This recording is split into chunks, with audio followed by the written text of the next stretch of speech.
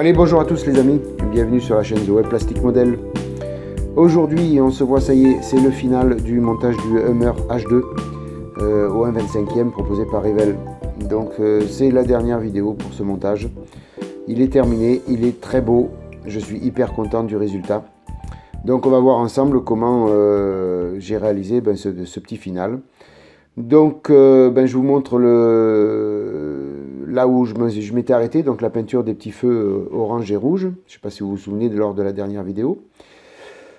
Là je vous montre les pare-chocs avant, pare-chocs arrière qui ont été peints en noir mat en même temps que la carrosserie. Tout a été fait en même temps que la carrosserie. Et puis une multitude de petites pièces qui ont été peintes, elles, en noir satiné X18 de chez Tamiya. Donc pas mal de petites pièces qui vont venir après orner la carrosserie, bien sûr. Donc peint en noir satiné et verni en satiné aussi. J'ai utilisé le petit vernis MIG que je me sers pour les petites finitions. Donc le satin warnish de chez MIG. Pour protéger un petit peu la peinture et afin que dans le temps la peinture ne vieillisse pas trop vite, quoi. Donc voilà, je vous montre toutes ces petites pièces. Il y en a encore pas mal de partout. J'ai peint aussi hors caméra les jantes et les marchepieds du Hummer. Alors, les jantes et les marchepieds ont été peints de la même couleur, eux. Et j'ai choisi du titanium. Donc, avec un super rendu, vous voyez là les 4 jantes. Donc, j'ai choisi le titanium extrême métal de chez AK Interactif. On n'a pas de surprise avec ces peintures-là, c'est au top. Donc, j'en profite. Voilà le marchepied et les 4 jantes, donc qui ont été peints en titanium. Alors on va attaquer le montage de tout ça. On va commencer par le spoiler arrière, le pare-choc. Alors à savoir que pour toutes ces petites pièces, j'ai pas eu besoin d'utiliser la Loctite. La colle liquide a suffi. On avait un accès toujours à l'arrière des pièces pour coller, donc j'ai pas eu besoin d'utiliser de la Loctite. C'est bien parce qu'au moins on ne prend pas de risque avec la colle liquide, c'est beaucoup mieux.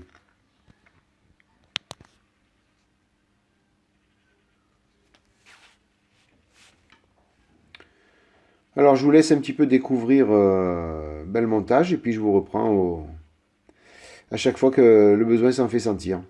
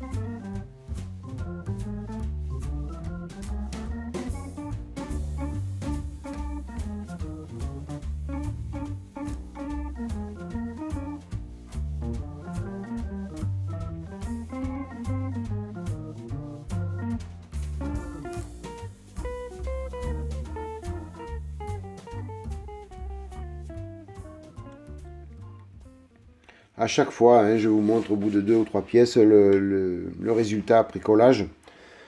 Vous verrez au final, hein, une fois tout monté, le résultat est top. Donc j'ai voulu aussi, pourquoi j'ai peint toutes ces petites pièces, tous ces petits accessoires en noir satiné, pour avoir un peu un tranchant entre le noir mat et le noir satiné, pour pas que ça fasse trop monotone.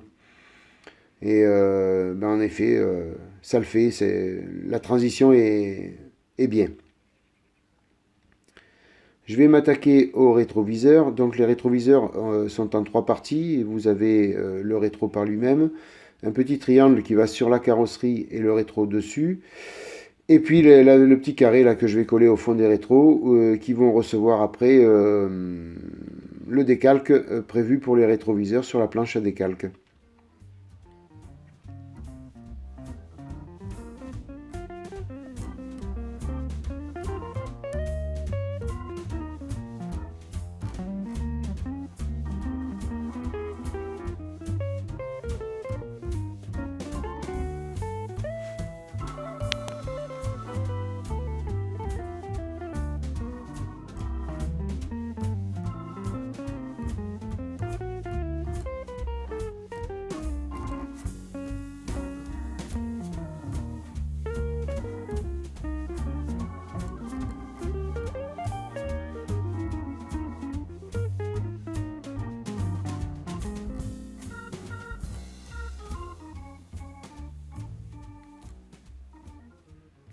Alors les deux petits décalques, je les ai posés hors caméra, hein. Je ne vous ai pas filmé ça. Bon, c'est pas trop brillant, hein, ça fait pas trop glace, mais bon, il n'y avait que ça. J'aurais pu mettre du chrome aussi, éventuellement. Mais bon, j'ai fait un peu brut de box aussi, hein, brut de box, brut de boîte, hein, j'ai pas voulu faire de fioritures, donc j'ai mis les décalques.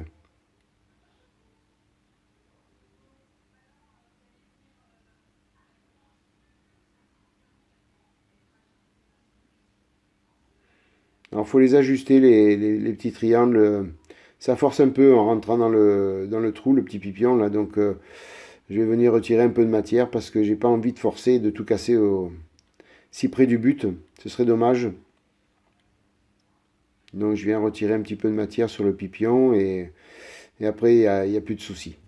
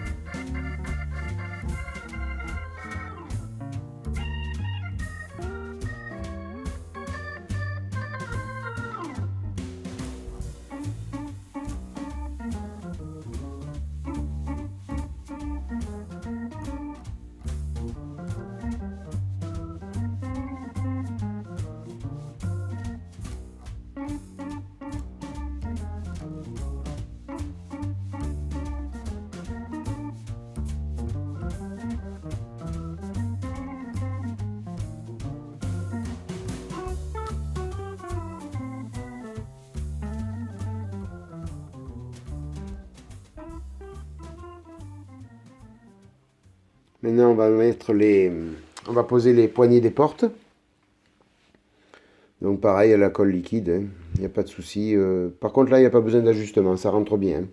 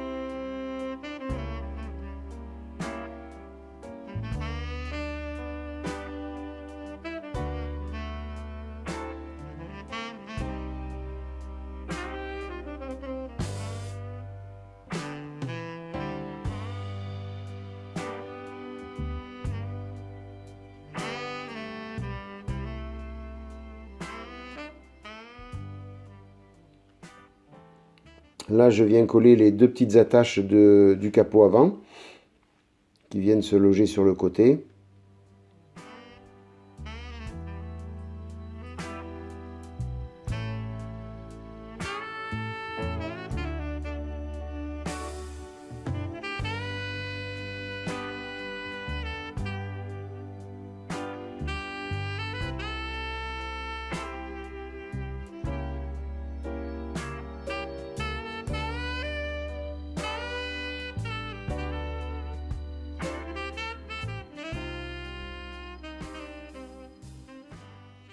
Voilà ce que ça donne. Donc avec les poignées, les rétros et les petites attaches capot.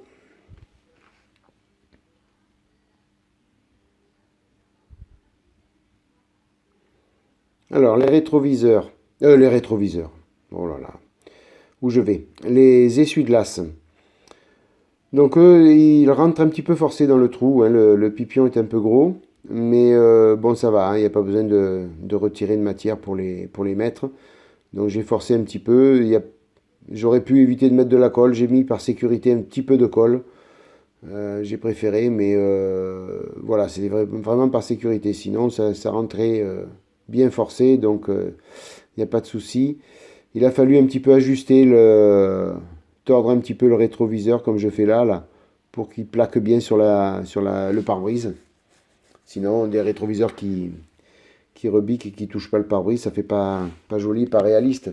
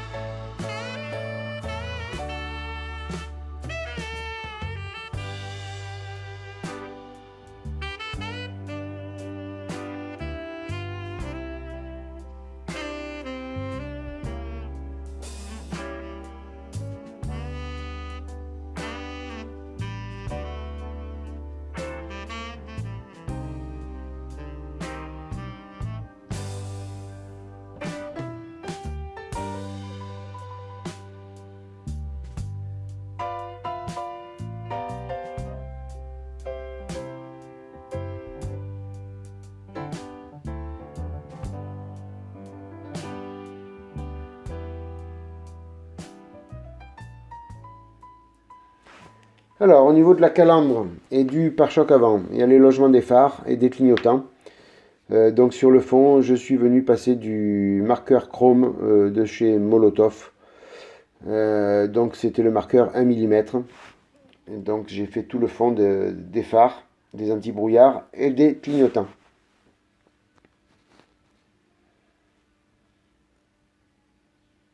Donc après je vais venir prendre les petites pièces transparentes sans les faire tomber parce qu'au risque de les perdre. Parce que ça après pour le retrouver c'est dur. Donc heureusement c'est tombé que sur le plan de travail. Donc je vais essayer voir si ça s'ajuste bien avant de mettre la colle.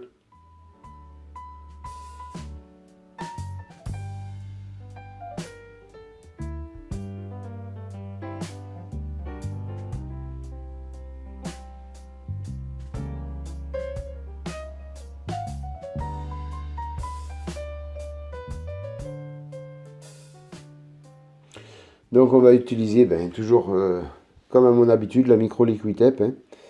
En attendant que ça sèche, donc j'ai passé la micro liquid tape dans les logements. Avant que ça sèche, je finis de poser d'autres petites pièces. Cette pièce là sur le capot avant, j'ai pas mis de colle. C'est rentré suffisamment forcé.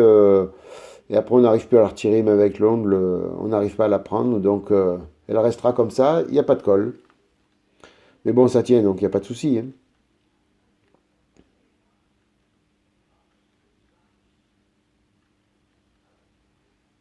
On voit bien la transition entre le noir satiné et le noir mat. J'obtiens l'effet que je voulais.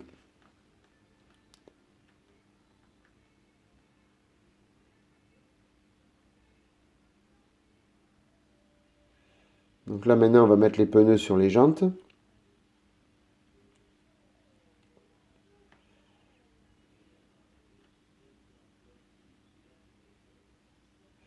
Alors à savoir que les jantes je les ai déchromées aussi, comme les marchepieds. Ça a été déchromé à la javel. Et après j'ai passé le titanium dessus. À savoir qu'une fois le chrome retiré, on avait un noir brillant magnifique en dessous. À un moment donné, vous allez voir le dos de la calandre, là, c'est hyper noir brillant. C'est hallucinant d'obtenir un noir brillant comme ça. Mais c'était en dessous le chrome.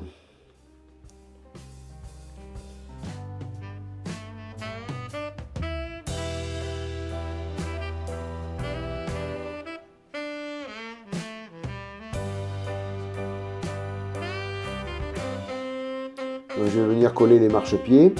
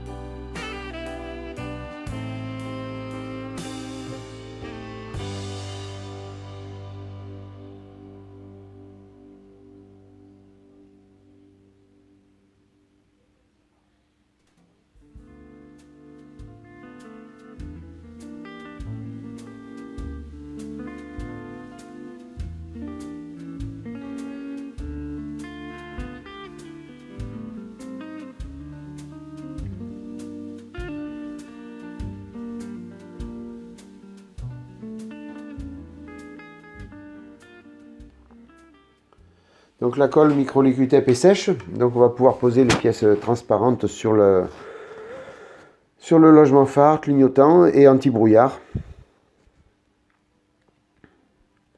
Donc il n'y a pas de souci, ça s'ajuste bien. La colle micro-liquid tape fait son affaire, fait son effet, c'est translucide après, il n'y a pas de souci. On peut y aller sans problème.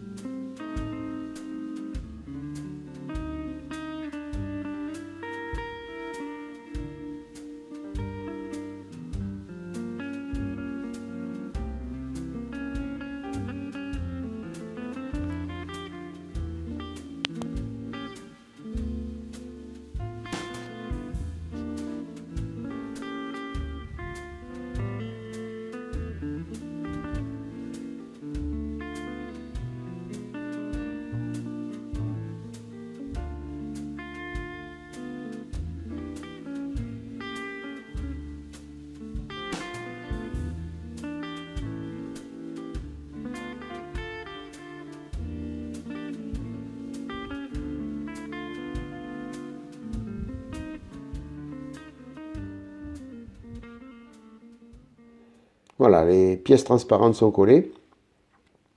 Donc maintenant, je vais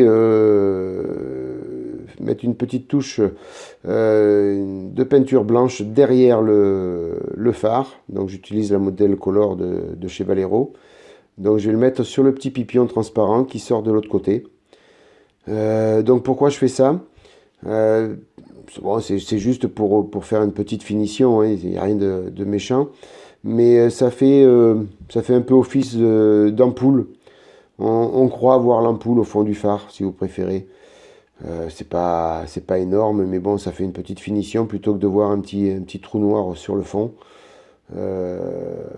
C'est comme s'il y avait une ampoule blanche dans le phare.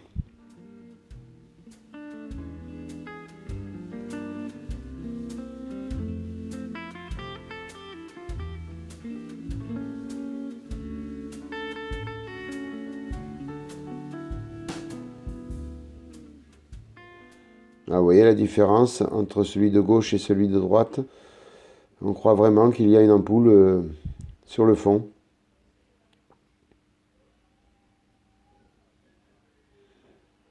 Par moment, avec la lumière, on ne s'en rend pas bien compte, mais là, on va mieux le voir.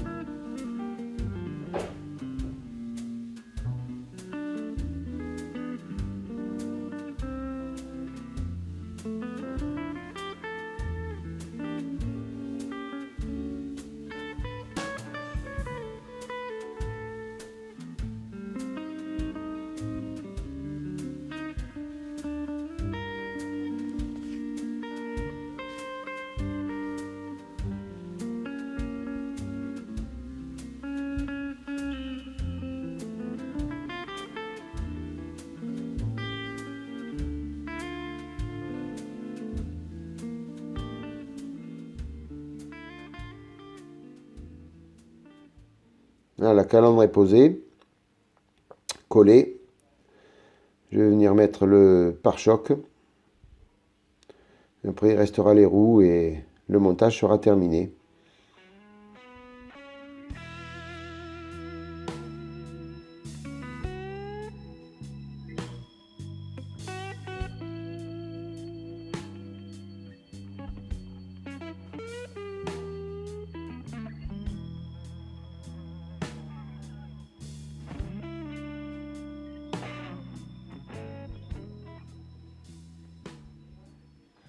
Donc pour les roues, ben, il y avait ces deux petits axes en acier qu'il faut mettre, qu'il faut passer de part et d'autre ben, des essieux.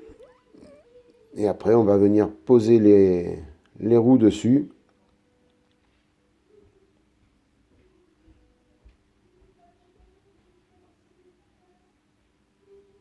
Alors, faut pas avoir peur de forcer, hein. Faut forcer un peu pour que ça rentre, mais il n'y a pas de souci, on y arrive sans casser.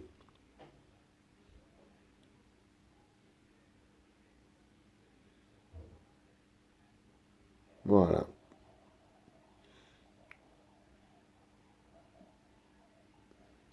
Faut pas forcer non plus comme un sourd, hein, ça rentre bien.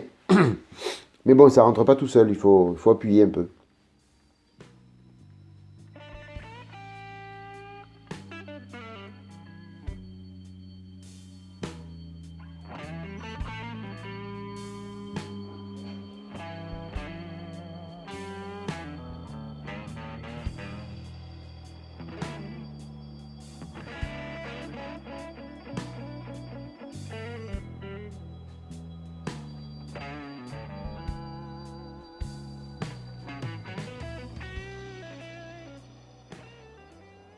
Voilà, la voiture, le Hummer est sur ses quatre roues.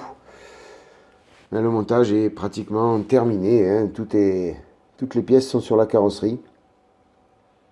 Donc je vous fais faire un petit tour et après je vais ben, tout nettoyer, le faire propre et vous faire un petit slideshow, alors pas en photo mais avec la caméra pour que vous puissiez le voir bien propre.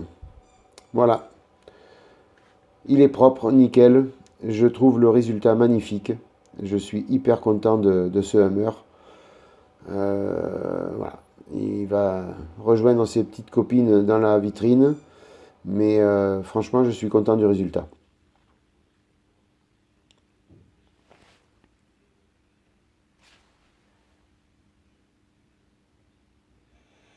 Donc, eh bien, écoutez, je vais vous laisser découvrir la fin du slideshow en musique.